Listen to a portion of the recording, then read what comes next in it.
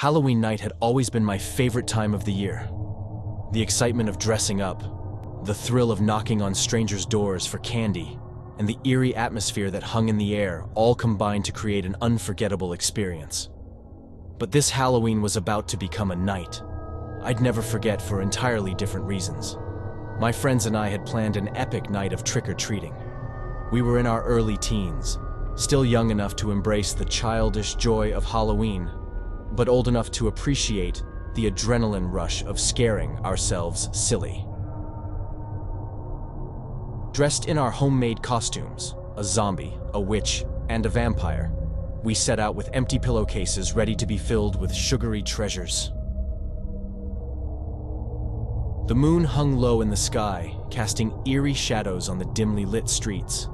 It was the perfect Halloween night, cool and crisp, with the faintest hint of mist that clung to the ground. As we ventured further into the neighborhood, the houses became fewer and farther between. The atmosphere grew increasingly unsettling, as if the very air was charged with an unexplained tension. Finally, we came upon a house that stood alone on a darkened street. It was unlike any other house we had encountered that night. It was old, dilapidated, and shrouded in shadows that seemed to move on their own. The yard was overgrown with tangled weeds, and the porch creaked ominously as we approached. But what caught our attention was the pumpkin. A massive, gnarled pumpkin sat on the porch steps, its grotesque face carved with sinister precision. It was the kind of pumpkin that seemed to have been grown in nightmares, not in a garden. Its malevolent grin sent shivers down our spines. My friends dared me to ring the doorbell, and not one to back down from a challenge. I pressed the button. The sound echoed through the silence, reverberating ominously. We waited for what felt like an eternity, but there was no response. Just as we were about to leave, the door creaked open on its own, revealing an impenetrable darkness inside. A cold wind swept past us, carrying with it a putrid smell that made my stomach churn. Fear clawed at my chest, and I knew this was a terrible mistake, but I couldn't bring myself to move. Suddenly, a voice emerged from the darkness, a whisper that slithered into our ears like a venomous snake. "Come in," it hissed, and against our better judgment, we obeyed. The inside of the house was even more decrepit than the outside. The walls were covered in peeling wallpaper, and the floorboards groaned in protest under our weight. We ventured further into the dimly lit hallway, our footsteps echoing eerily. We entered a room that seemed to defy all logic. The walls were adorned with countless mirrors, their reflections distorting and contorting our images into grotesque forms. I could barely recognize myself in the fractured glass. Panic welled up inside me as I realized that the mirrors didn't show our true reflections, but instead revealed a dark, twisted version of ourselves. That's when we heard the laughter, a chorus of deranged, maniacal laughter that seemed to come from all directions. It echoed in our ears, growing louder and more sinister with each passing moment. We tried to flee, but the room seemed to have no exit. The mirrors taunted us with our own distorted reflections, trapping us in a never-ending nightmare. As the laughter reached its crescendo, the room itself began to warp and contort. The walls closed in around us, and the mirrors shattered with a deafening crash, showering us with shards of glass. I felt a searing pain in my chest as the room collapsed around us, and then everything went black. I woke up in my own bed, drenched in sweat, and realized with relief that it had all been a nightmare, an impossibly vivid and terrifying nightmare. Halloween night had gone horribly wrong in my dreams, but I was safe in the comfort of my own room. Still, as I lay there trying to calm my racing heart, I couldn't shake the feeling that something was off. Outside, the faintest hint of mist clung to the window pane, and in the distance, I could have sworn I heard the faint echo of deranged laughter.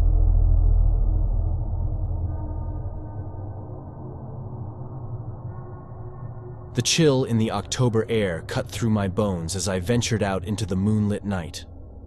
Halloween night, my favorite night of the year. This year, I had planned something special, a visit to the abandoned, decrepit mansion on the outskirts of town. Legends said it was cursed, that the spirits of those who had died within its walls still lingered.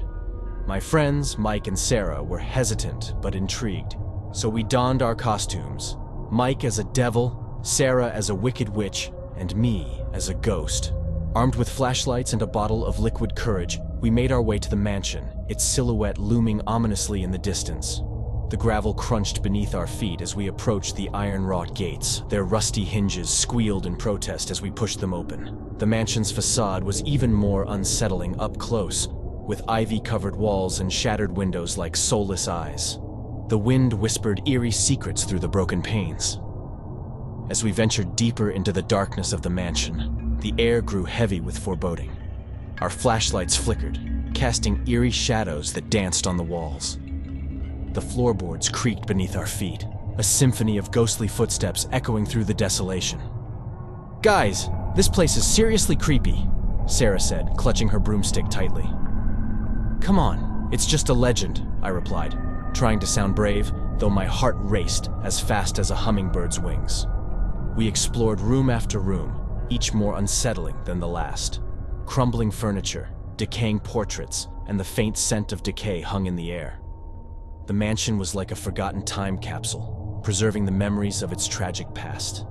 In a room on the upper floor, we stumbled upon a dusty old mirror, its frame ornate and tarnished. I approached it, my reflection wavering in its ancient glass. My breath caught in my throat as I saw something behind me, a shadowy figure lurking in the darkness. "Did you guys see that?" I whispered, my voice trembling. Mike and Sarah stared at the mirror, their faces drained of color. "We need to leave," Mike said, his voice shaking. But before we could make our escape, the temperature dropped suddenly and an icy wind blew through the room. The door slammed shut with a deafening crash. Panic set in as we realized we were trapped. "Something's not right," Sarah whimpered. The figure in the mirror drew closer, its twisted face contorted in anguish. We tried to back away, but an invisible force held us in place. Our costumes felt like they were suffocating us, binding us to this cursed place. The figure reached out a skeletal hand, and the world around us twisted and contorted. We were transported to a nightmarish realm, a place of eternal darkness and torment. For hours, we wandered through a labyrinth of horrors, our screams echoing in the void. The ghostly figure haunted our every step, its wails of despair driving us to the brink of madness. Finally, as dawn broke on Halloween morning, we found ourselves back in the mansion. The figure in the mirror was gone, and the door had mysteriously opened. We stumbled out, our costumes tattered and our spirits broken. Halloween night had gone horribly wrong, and we had experienced a horror beyond our wildest nightmares. The legend of the cursed mansion was no mere tale. It was a terrifying reality, one we would never forget as long as we lived. If we lived, that is.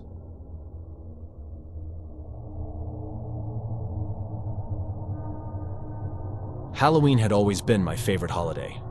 There was something thrilling about the crisp October air, the rustle of fallen leaves, and the anticipation of the unknown.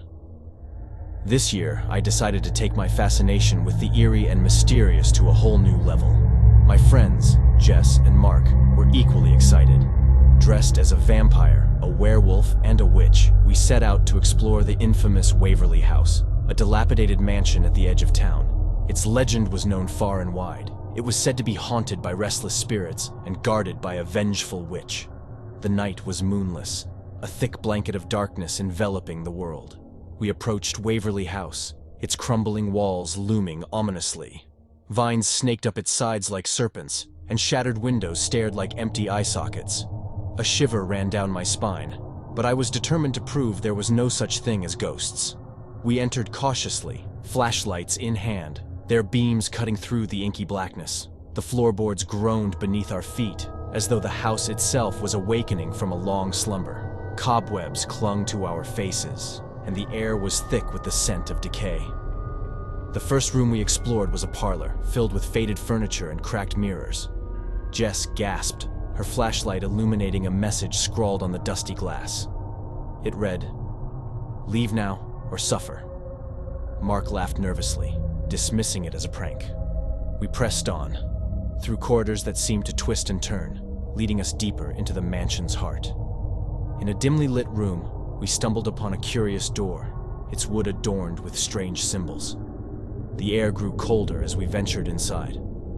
Before us stood a room unlike any other, an arcane library, its shelves lined with ancient tomes and jars containing grotesque specimens. At the center, an ornate mirror beckoned. I couldn't resist its allure and approached it. My reflection seemed distorted, my features twisted and grotesque. Panic surged through me as I felt a cold hand grasp my shoulder. I turned to find Mark and Jess frozen, terror etched on their faces. A raspy whisper filled the room. "You trespassed where you shouldn't have." A figure emerged from the shadows, a spectral form cloaked in tattered robes. The witch from the legend was real, and she was standing before us, her eyes gleaming with malevolence. "We didn't mean any harm," Jess stammered, her voice trembling. The witch's laughter was a haunting melody. "Ignorance is no excuse." With a wave of her hand, the room transformed. The books and jars became cages filled with tormented souls, their anguished cries echoing in our ears. We were trapped in a nightmare. The witch's voice reverberated through my mind. "You'll join them." Hours passed, or maybe it was an eternity. We tried to escape, but the witch's magic bound us to the cursed library. Our cries went unheard, lost in the abyss. As dawn broke on Halloween morning, the witch released her grip on us, and we stumbled out of the room. Waverly House had changed. No longer decrepit, it stood as it once had, a grand mansion untouched by time. But the memory of that night haunted us. We had trespassed into a world of darkness, and it had changed us forever.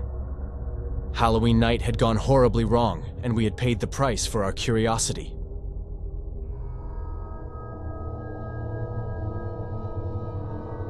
If you enjoyed the video, please make sure to smash that like button and subscribe for more scary horror stories. See you on the flip side.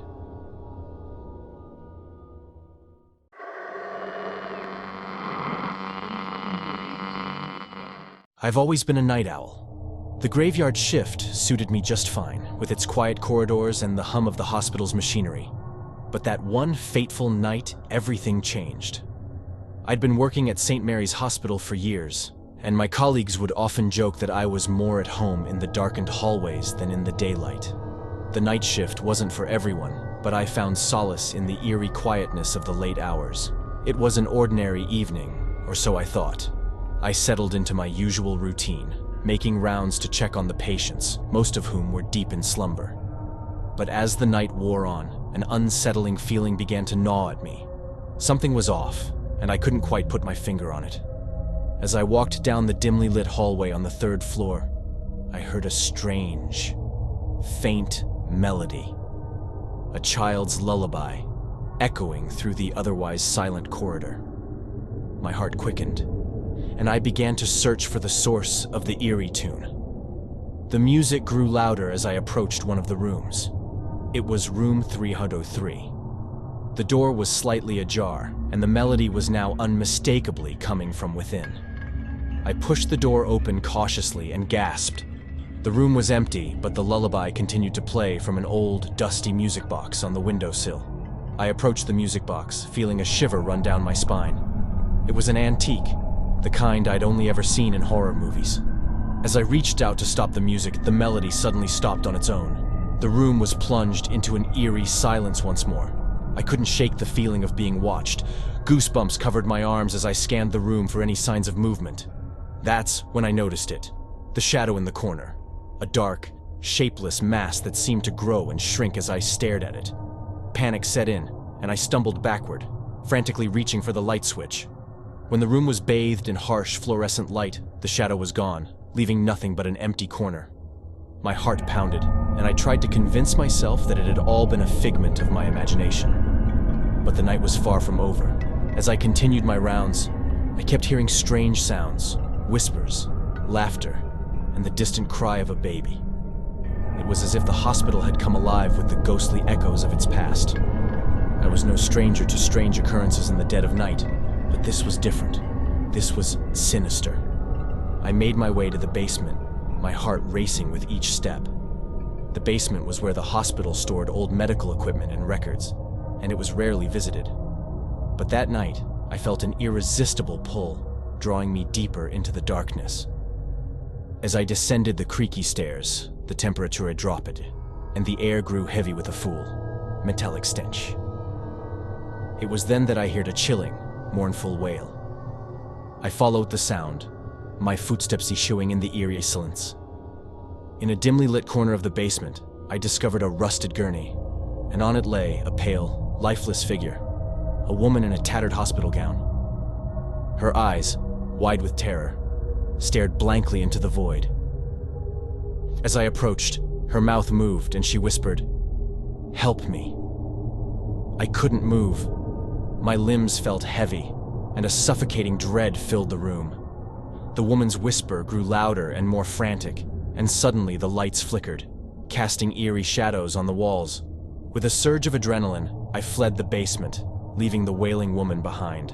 I ran up the stairs, back to the third floor, where room 303 now stood wide open. The music box played its haunting melody once more. Tears welled in my eyes as I realized the truth. The hospital held secrets, dark, malevolent secrets. And as the night shift took a sinister turn, I couldn't deny that I was trapped in a nightmarish world of unexplainable horrors, where the boundary between the living and the dead had blurred, and the past refused to stay buried.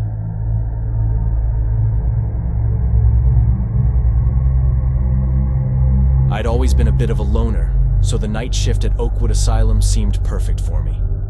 I took the job as a security guard to escape the prying eyes of the day world, but one night, I found myself facing something far more sinister than nosy co-workers. The asylum was a foreboding place, even in broad daylight.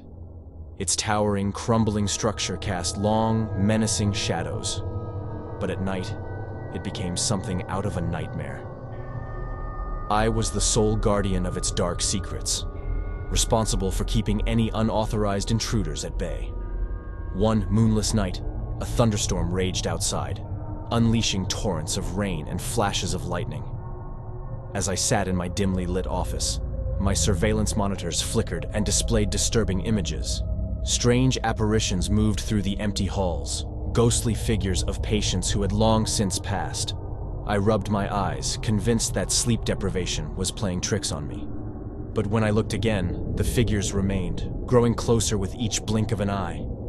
I grabbed my flashlight and ventured out into the haunted corridors.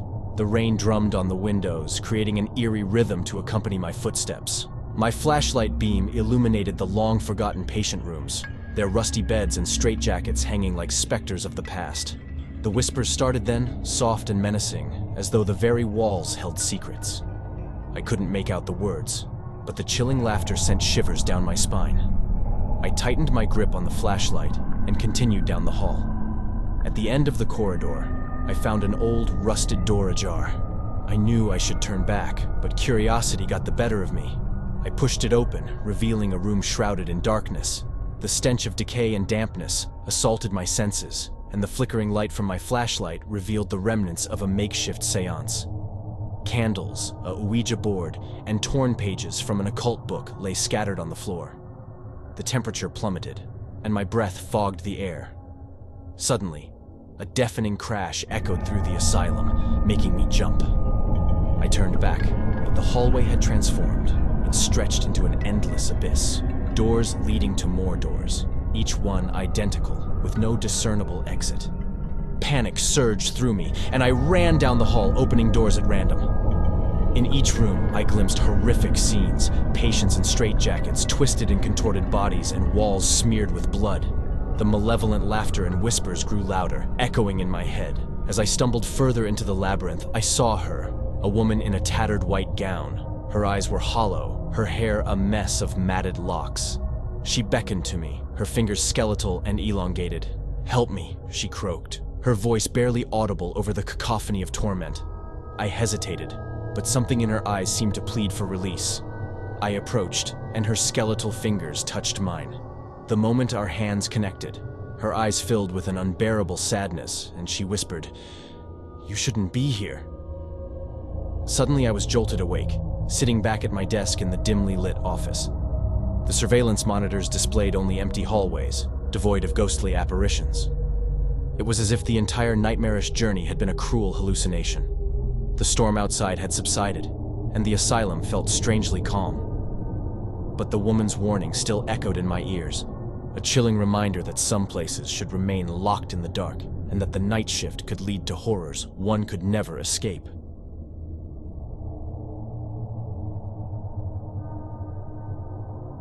The night shift at the old Hudson Textiles factory was always quiet, and that's just the way I liked it. There were no noisy coworkers, no demanding bosses, just the comforting hum of the machines and the echo of my footsteps in the empty halls. But one night, everything changed. It was a particularly chilly evening, and I huddled in my security booth, watching the monitors as the cameras scanned the darkened factory floor. The only source of light was the occasional flicker of the overhead lamps, casting eerie shadows on the massive looms and rows of abandoned textile spools. I had just started to drift into that drowsy, half-awake state when the first anomaly appeared on the monitor.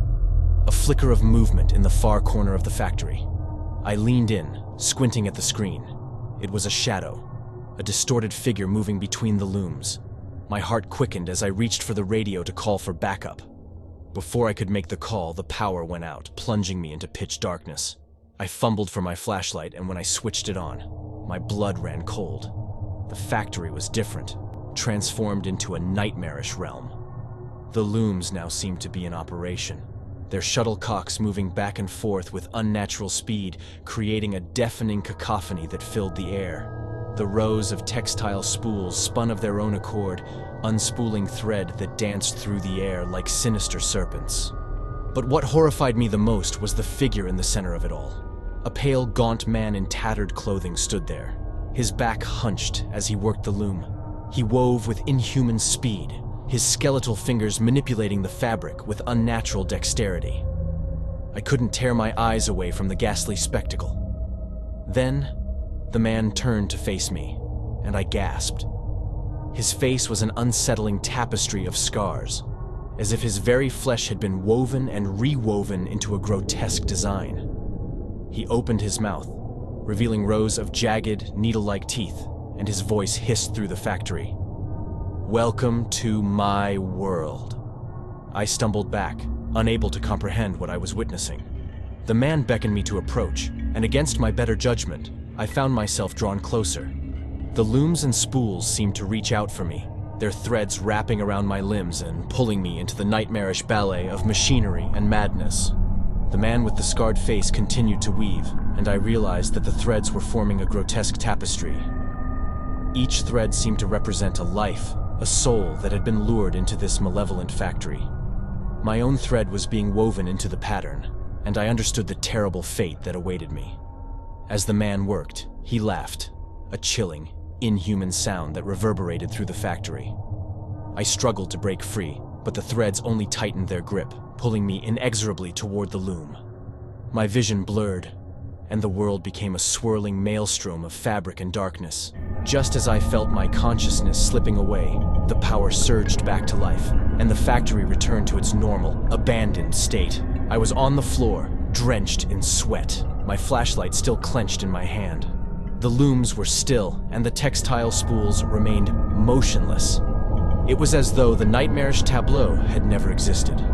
But the memory of that night would haunt me forever, a reminder that some places held unspeakable horrors, and that the night shift could lead to a descent into madness that one might never escape.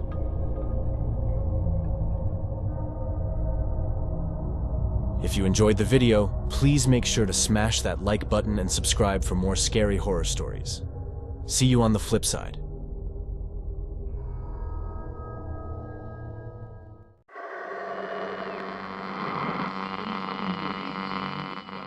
I never thought a school lockdown could go so horribly wrong. The day began like any other, the sun shining brightly and the hallways echoing with the laughter of students.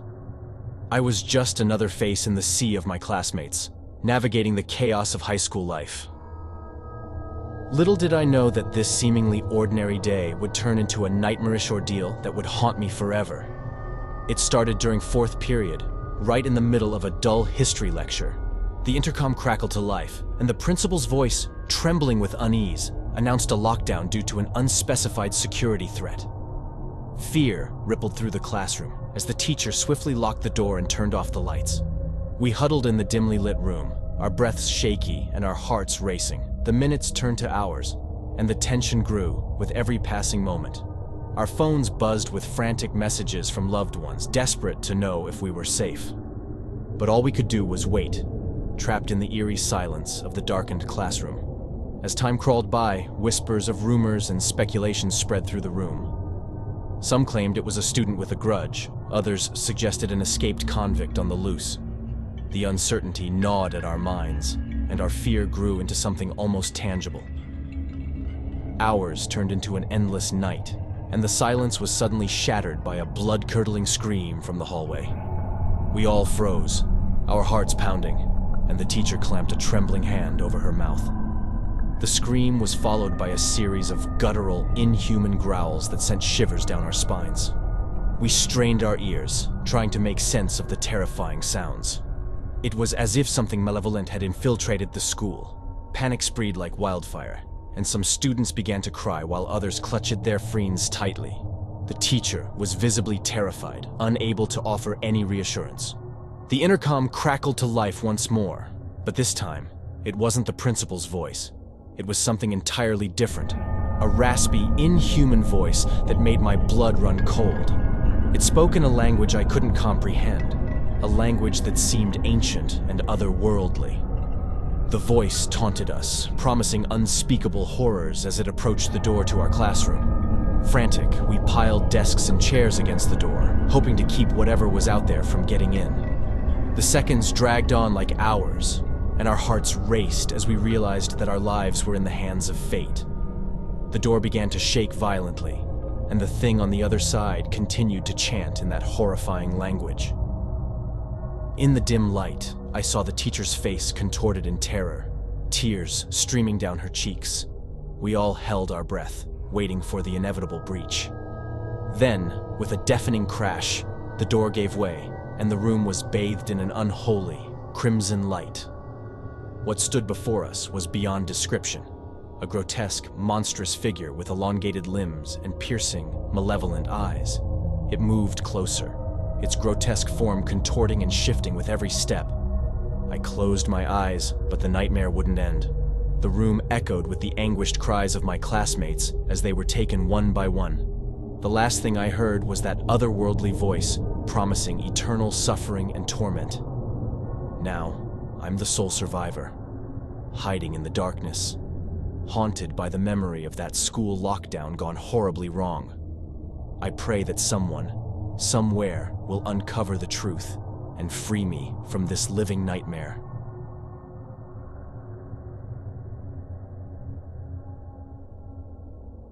I never thought a school lockdown could turn into a waking nightmare, but it did. It began like any other mundane school day, with the drone of the morning announcements and the shuffle of students finding their way to class. The promise of the weekend was tantalizingly close, but little did I know that the horrors of that day would forever change my perspective on the safety of my school. The intercom crackled to life during my second period class, the principal's voice trembling with an unusual urgency. He announced a sudden lockdown due to an imminent threat. Panic spread through the room like wildfire as the teacher hurriedly locked the door and switched off the lights. We were plunged into darkness, our hushed whispers punctuated by the erratic beating of our hearts. Outside, the world seemed to stand still. Fear seeped through the cracks in the walls as we sat there, paralyzed by uncertainty. Frantic messages from our families filled our phones, but we dared not respond. The teacher had instructed us to remain silent and hidden. Hours passed, and anxiety twisted our stomachs. We tried to comfort each other with whispered reassurances, but the tension in the room was palpable. The minutes crawled by, the silence broken only by the occasional muffled sob from a classmate.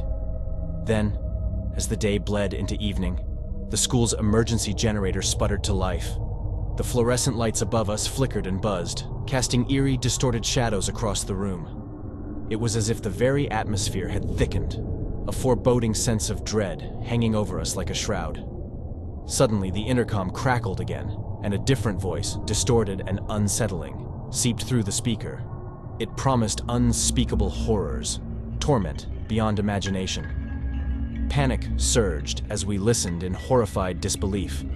This was no ordinary lockdown. Something sinister lurked within the building. A low guttural growl echoed from the hallway, drowning out our gasps of terror. It was a sound no human could make, a sound that curdled our blood. The growls grew closer, and we realized that we were not alone in the building. The teacher motioned for us to move to the far corner of the room, away from the door. We huddled together, our breaths ragged as the growls intensified. The classroom door began to rattle violently, as if some malevolent force was trying to break in. We held our collective breath, the tension unbearable. And then, with a deafening crash, the door gave way. What we saw defied explanation. A grotesque, hulking creature with elongated limbs and a face twisted into a nightmarish grin. Its eyes burned with a malevolent hunger as it moved toward us. We screamed in terror, but it was too late.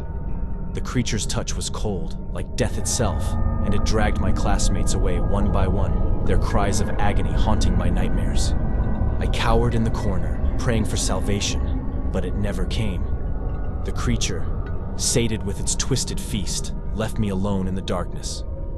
The intercom voice continued to taunt, promising that I would never escape this nightmare.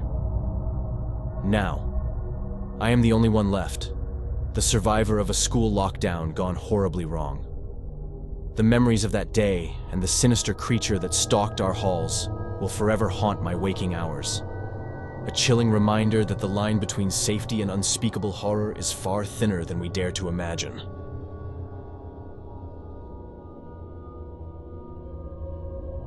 I'd always thought of school lockdowns as mere precautionary drills, a necessary but ultimately benign routine. That perception shattered on that fateful autumn afternoon, and I realized just how easily a routine could descend into a harrowing nightmare. It started when the intercom crackled with a dissonant buzz, disrupting the monotonous drone of a history lecture. The principal's voice, normally composed, wavered as he announced an immediate lockdown due to an unforeseen threat. Our teacher ushered us into a corner of the classroom and switched off the lights, plunging us into an unsettling darkness. Fear spread through the room like a contagion. The news of the lockdown buzzed through our phones, alarming messages from parents. Their anxiety only fueled our unease, but we had been trained for this. We needed to remain silent and hidden. As the minutes crawled by, anxiety and dread clawed at our insides. Whispers of speculation filled the stifling silence. Some believed it was a deranged intruder, others suspected a terror threat. The uncertainty gnawed at our minds, and our imaginations took over, running wild with horrific possibilities. Hours stretched into a nerve-wracking eternity. Our teacher's reassuring facade began to crumble, and she was visibly distressed, unable to provide the comfort we so desperately needed. We clung to each other, our faces pale in the dim light, our hearts racing. Then, a new voice pierced the darkness. It wasn't the principal. It was something sinister and inhuman. It whispered in a language I couldn't understand, a language that sounded ancient and malevolent. It promised us pain, suffering, and unspeakable torment. We huddled together, trembling, as the voice grew closer. It taunted us, revealing knowledge of our deepest fears and secrets. It felt like an eternity as we waited for the inevitable, our vulnerability exposed. And then it happened. The classroom door rattled, as if some monstrous force were trying to claw its way inside. We pressed against the wall, our hearts in our throats, as the door yielded to the relentless assault. The room was bathed in an eerie crimson light, casting disturbing shadows on the walls. I couldn't believe my eyes. A grotesque, nightmarish figure stood in the doorway, its shape shifting and contorting, like something torn from the darkest corners of our fears. It moved closer, its eyes devoid of any humanity, its presence suffocating. We were trapped, helpless in the face of this abomination. The creature extended a grotesque hand toward one of my classmates, and she was dragged out of the room, her screams echoing down the corridor. One by one, it claimed my friends, leaving me in the desolate, crimson-lit room, helpless and terrified. I closed my eyes, trying to block out the horrors unfolding around me, but the nightmarish sounds of their torment were etched into my memory. The creature finally departed, leaving me alone in the blood-stained darkness. The intercom voice continued to taunt me, assuring me that I would never escape its grasp. I am now the sole survivor of a school lockdown gone terribly wrong. The horrifying memories of that day are etched into my psyche, a chilling reminder that sometimes the monsters are not just the stuff of nightmares. They're all too real.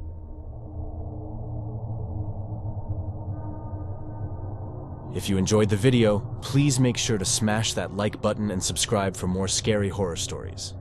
See you on the flip side.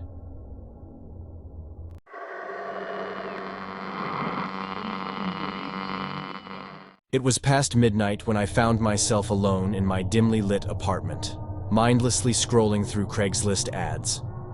Boredom had driven me to this point, seeking entertainment, or perhaps a distraction from the quiet loneliness that had become my nightly companion. That's when I stumbled upon it. A peculiar listing that beckoned me with an unsettling allure. The ad read, "Desire a midnight secret, come to the abandoned warehouse." There was no contact information, no details, just an eerie promise that ignited my curiosity. The idea of a secret rendezvous in an abandoned warehouse was like a scene from a horror movie, and I couldn't resist the temptation to discover what lay behind this enigmatic message. I knew it was risky, perhaps even foolish, but the thrill of the unknown was too enticing to ignore. Dressed in my most nondescript attire, I ventured into the night. The address provided was on the outskirts of town, in a desolate industrial area. As I approached the location, I noticed the absence of life, a void that seemed to have swallowed the world. The warehouse was a monolithic structure, shrouded in shadows, its windows like dark, soulless eyes. I cautiously pushed the creaking door open, and a gust of cold, damp air embraced me. Inside, the warehouse was vast and cavernous, its silence oppressive and unnerving. A dim, flickering light hung from the ceiling, swaying gently, casting eerie shadows that danced along the cracked concrete floor. As I ventured further into the darkness, I heard faint whispers, almost like ghostly murmurs in the distance. Goosebumps crawled up my arms and my heart pounded in my chest. It was as if the very walls held secrets, and they were whispering them to one another. The whispers grew louder, forming a dissonant chorus of hushed voices. Panic gnawed at the edges of my mind, but curiosity and a sense of morbid fascination pushed me onward. I had to know what was going on. The voices led me to a set of metal doors, partly ajar, revealing a room bathed in a pale, sickly light. In the center of the room stood a decrepit, rusted cage, and within it, a grotesque and emaciated figure. Its eyes were hollow, its skin pallid and stretched tight over its bones. The whispers grew louder as I approached the cage. The figure within extended a skeletal hand, fingers trembling. I couldn't look away, couldn't resist the pull that drew me closer to the wretched being.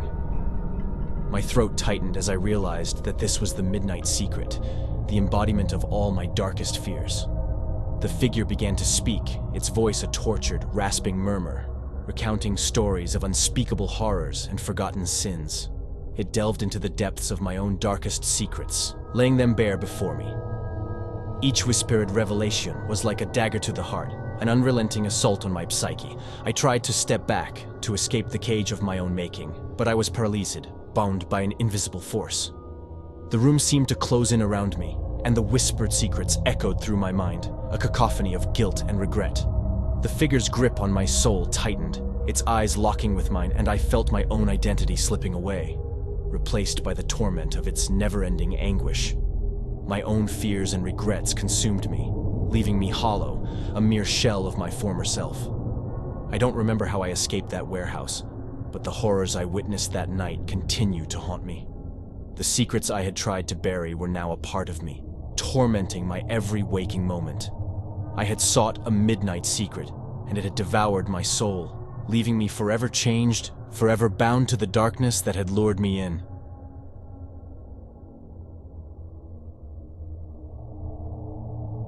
It was a rainy Tuesday evening, and I was idly browsing Craigslist for some odd jobs to make ends meet. My eyes scanned through the mundane listings until a peculiar ad caught my attention. The title simply read, "An offer you can't refuse." There was no other information, just an email address.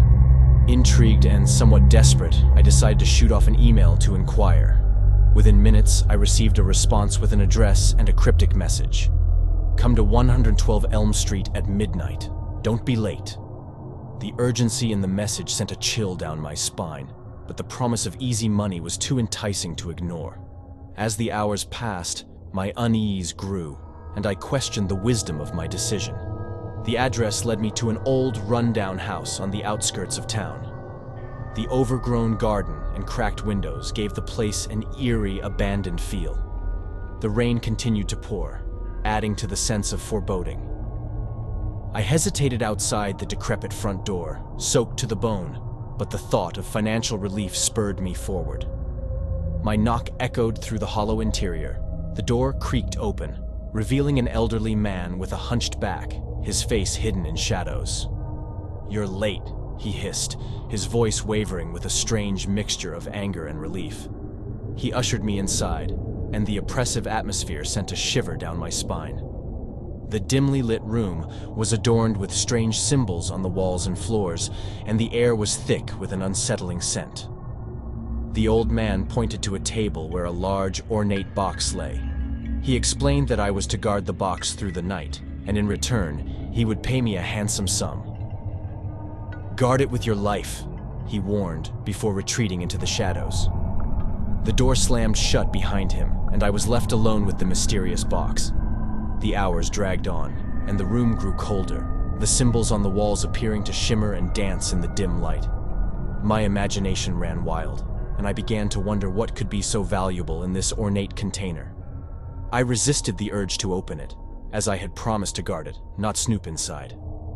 As the clock struck midnight, a loud, eerie wailing pierced the silence, and the symbols on the walls glowed with an otherworldly light. Panic gripped me, and I considered fleeing, but the promise of money kept me rooted in place. The box began to rattle and emit a haunting, ethereal melody. It was as though something otherworldly resided within, something trapped and yearning to be free. My heart pounded in my chest as I watched in horror, unable to look away. Then, with a deafening explosion, the box burst open, and a swirling vortex of darkness emerged. I stumbled back, unable to comprehend the monstrous form that rose before me. It was a grotesque, shadowy creature, its eyes gleaming with malevolence. It reached out with elongated, bony fingers, and I knew that my life was in grave danger. With nowhere to run, I closed my eyes and braced for the inevitable. But instead of feeling the creature's icy grasp, I heard the old man's voice, reciting an incantation in an attempt to subdue the monstrous entity. The room trembled, and the symbols on the walls pulsed with a blinding light. The creature let out a blood-curdling scream before being sucked back into the ornate box, which snapped shut with a resounding click. The old man appeared, his face etched with exhaustion. He explained that he had made a grave mistake by attempting to harness the box's dark power. He thanked me for my unwitting assistance in capturing the creature and handed me the promised payment. I stumbled out of that house, my heart still racing, my life forever altered by that harrowing night. I never learned the true nature of the box or the monstrous entity it contained, but I vowed to steer clear of mysterious Craigslist ads and the secrets they held.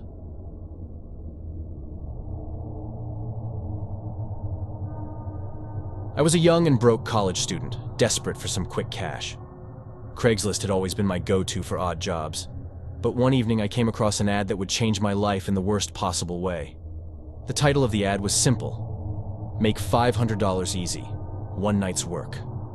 It seemed too good to be true, but my bank account was nearing empty, so I sent a quick message. Moments later, I received a response with an address and a stern message: "Be there at 10 p.m. sharp." The location was in a remote, run-down part of town, an area I'd never ventured into before. The rain was pouring down as I arrived at the address. A derelict building loomed in front of me, its windows shattered, and its walls covered in graffiti. I hesitated but decided to proceed. I found a rusty door, the only entrance, and knocked. A shadowy figure opened it, revealing a tall, gaunt man with sunken eyes. He spoke in hushed tones. "You're here for the job, follow me." I stepped into the dilapidated building, my heart pounding, as I followed the man down a dark, narrow corridor. The only source of light was a flickering fluorescent bulb overhead, casting eerie shadows on the peeling wallpaper. We arrived at a small, dimly lit room, and my heart sank as I saw the contents. The room was filled with rows of antique dolls, each one more unsettling than the last. They had cracked porcelain faces, faded eyes, and tattered clothes. It was like a nightmare from a horror movie. My unease grew as the man handed me a dusty old journal. He explained the job. I was to sit in the room for 1 hour, documenting any strange occurrences or airy phenomena. The 500 was mine if I made it through the night. It all seemed so absurd, but desperation clouded my judgment, and I agreed. He left me alone in that room with the dolls. I set up my journal and tried to shake off the sense of dread that had settled over me. But as I watched those lifeless dolls, something in the air felt wrong, as if they were watching me in return. The room was silent, save for the occasional creaking of the old building. Minutes turned into hours, and I began to feel an odd presence, as if I was being observed by more than just inanimate objects. I convinced myself that it was just my imagination, the isolation playing tricks on my mind. Just as I was about to dismiss it all as nonsense, I heard a faint giggle, high-pitched and eerie, coming from somewhere in the room. My heart raced and I scanned the dolls, trying to identify the source. But none of them had moved. Then, I heard another giggle, closer this time. It was as if the sound was moving around the room, playing with me. Panic set in as I realized that I was not alone in there. I reached for the journal to document the strange occurrences, but my trembling hand knocked it to the floor. As I bent down to pick it up, a chilling whisper brushed against my ear. "Play with us." I sprang to my feet, my heart pounding in my chest. The dolls, once still and lifeless, now had their heads turned in my direction, their glassy eyes fixated on me. Their expressions had transformed from sorrowful to malevolent. I bolted for the door, the dolls' voices growing louder, their laughter echoing through the room. I ran down the dark corridor, the building's shadows reaching out for me, and burst through the rusty door. I never looked back, leaving the $500 behind. I couldn't get those haunting whispers and the malevolent laughter out of my head. I learned the hard way that some Craigslist ads are better left untouched, and I could never forget the eerie night when I encountered the living nightmares within those dolls.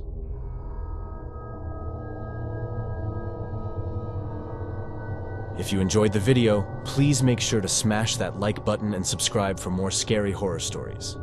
See you on the flip side.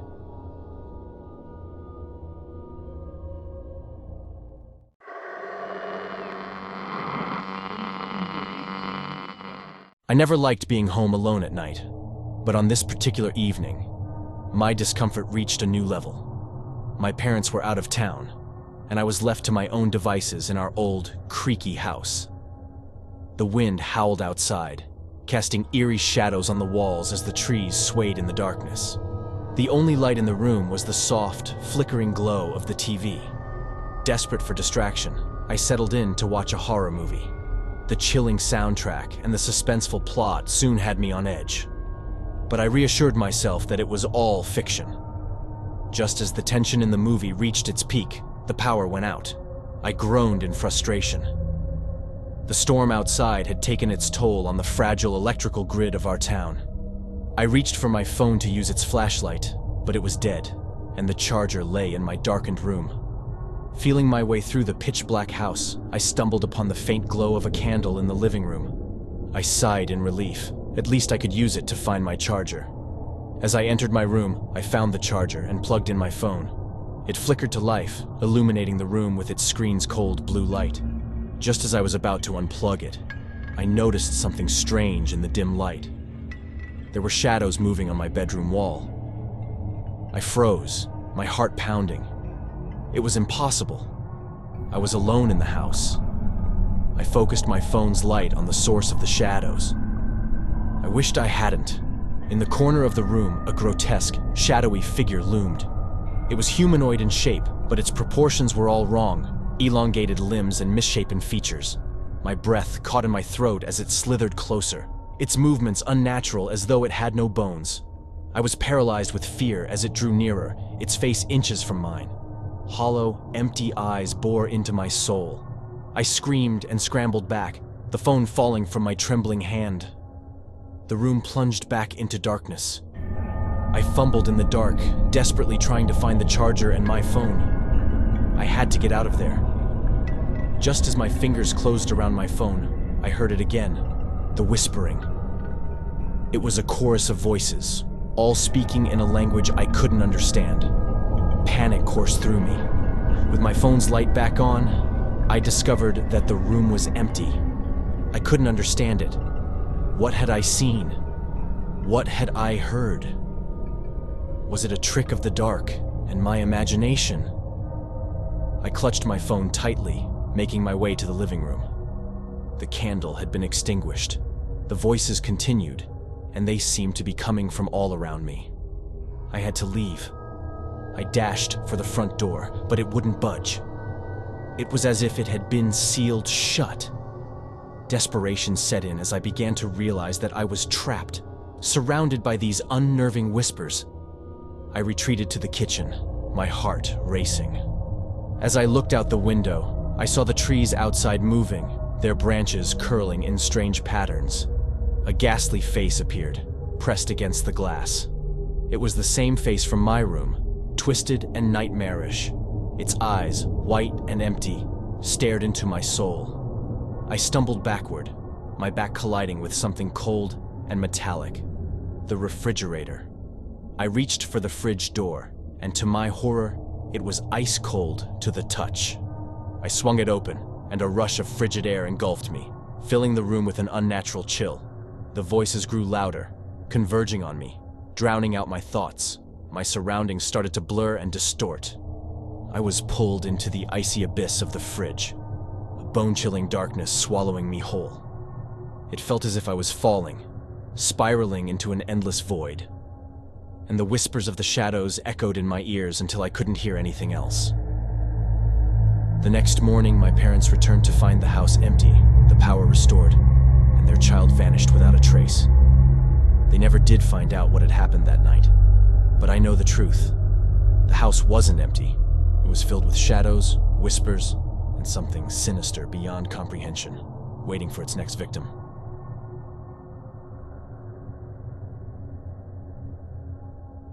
My heart raced as I watched my parents' taillights disappear around the corner, leaving me alone in our old, isolated farmhouse. They had gone to a family emergency, and I had been left behind to keep an eye on the place. It was a moonless night, and the only light came from a flickering lamp in the living room. As I settled into the creaky sofa, a subtle unease settled over me. The wind howled outside, whispering secrets that the house seemed to harbor. I tried to dismiss my fears, telling myself it was just the age of the place, but I couldn't shake the feeling that I was being watched.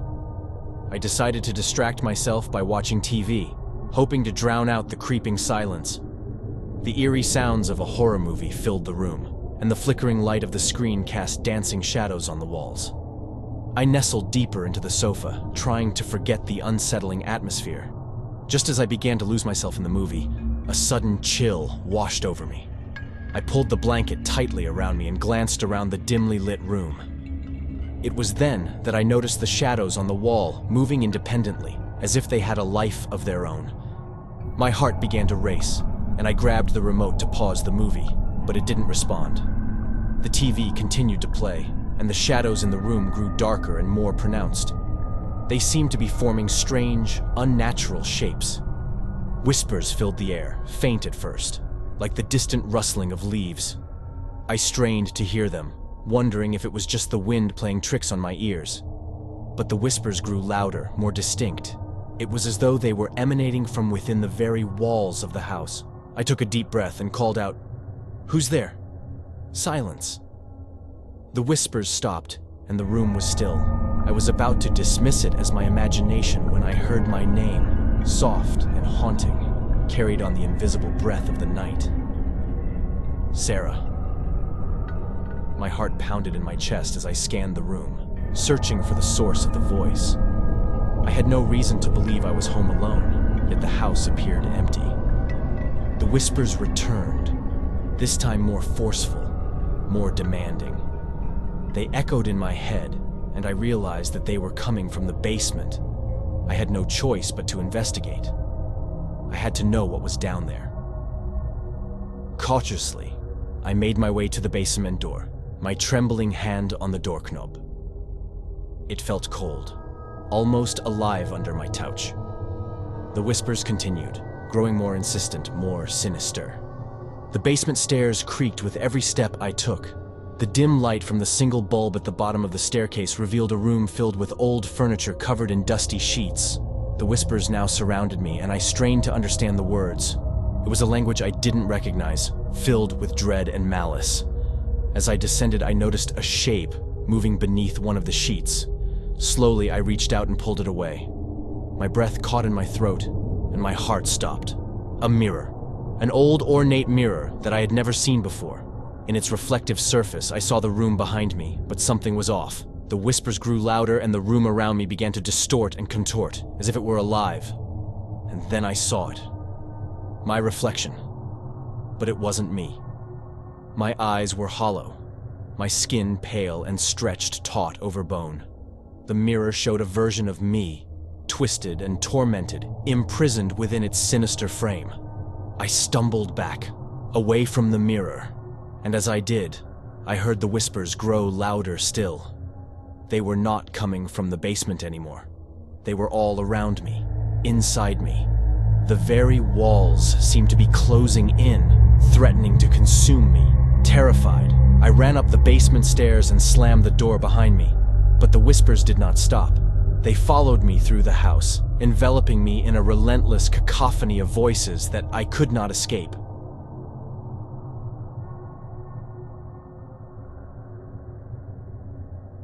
My parents had left me alone for the night, promising they'd be back by midnight. I settled in on the living room couch with a stack of books, determined to distract myself from the growing unease that came with being home alone. The night was pitch black, and the wind howled outside, making the old house feel like it had its own voice, whispering secrets I couldn't understand. I tried to lose myself in the pages of my book, the only source of light in the room coming from a dim lamp. But every time the wind rattled the windows, my heart skipped a beat. Around 10 p.m. I heard something outside, a scratching sound at the back door.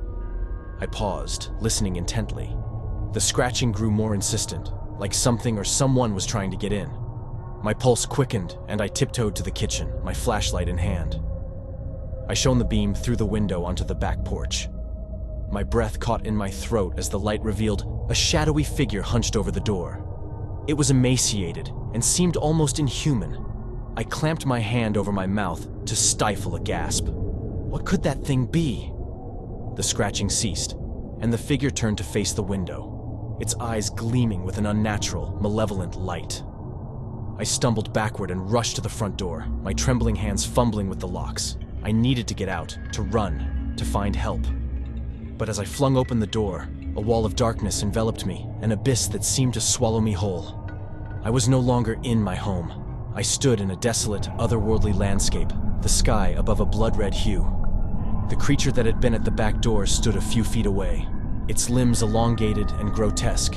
Its hollow eyes bore into me, and it grinned, revealing rows of sharp, jagged teeth. I turned and ran, stumbling through the surreal, nightmarish terrain. The ground shifted beneath my feet, and the air was filled with eerie whispers. The creature pursued me, moving with an uncanny, jerky gait. In the distance, I saw a flicker of light, a glimmer of hope. I sprinted toward it, my breath ragged. The light turned out to be a dilapidated cabin, its windows glowing with an eerie greenish light. Desperation urged me inside. The cabin was like something out of a twisted fairy tale. The walls were adorned with grotesque, faceless masks, and eerie symbols adorned the floor. The whispers grew louder, and I realized they were coming from the masks themselves, like trapped souls crying out for release. My flashlight flickered and died, leaving me in total darkness. Panic set in, and I stumbled around the cabin, trying to find a way out. The whispers and the masks grew louder and more frantic, echoing in the enclosed space. I felt their presence closing in on me, suffocating. Just as I was about to give in to despair, I heard a voice, faint but distinct, calling my name. It was my mother. I followed the sound and found myself back in the living room of our home. My parents had returned, and I was safe. I tried to explain what had happened, but they dismissed it as a nightmare. They didn't understand the horror I had experienced, the sinister creature at the back door, and the eerie cabin in the otherworldly landscape. The memory of that night still haunts me, and I can't shake the feeling that the creature and the surreal cabin were more than just a nightmare. They were a glimpse into a malevolent dimension, a place of darkness and whispers, and they may not be done with me yet.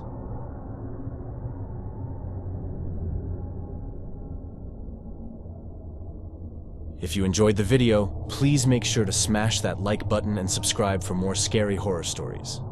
See you on the flip side.